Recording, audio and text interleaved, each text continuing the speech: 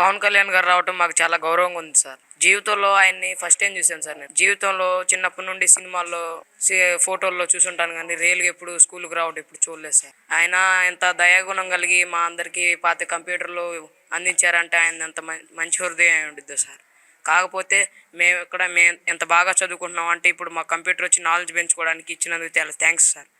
మళ్ళీ కాక ఇప్పుడు ఈ కంప్యూటర్ ద్వారా మాకు చాలా చాలా యూజెస్ ఉన్నాయి సార్. అవసర కాలంలో మీరే ఆదుకున్నారు సార్.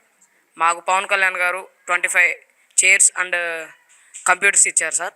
కంప్యూటర్స్ అండ్ లైబ్రరీకి బుక్స్ అప్పుడు చూసి బుక్స్ బాగోలేదే, ఈ రూమ్లో బుక్స్ అసలు లేవే అనుకొని లైబ్రరీకి బుక్స్ అని ఇవన్నీ కంప్యూటర్స్ అని అన్నీ అందించారు సార్. Thank you sir.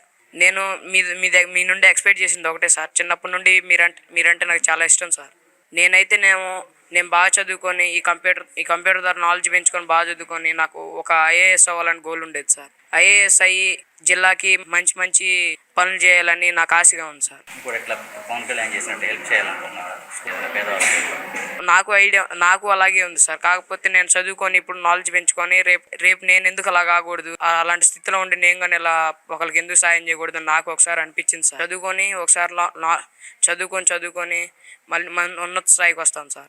ఏం చెప్తా పవన్ కళ్యాణ్ గారికి ఒకటే సార్. లాస్ట్ టైం మొన్న మెగా పీటీఎం జరిగిన రోజే నేను వచ్చి మాట్లాడదాం అనుకున్నాను, దగ్గరకు రాలేకపోయాను.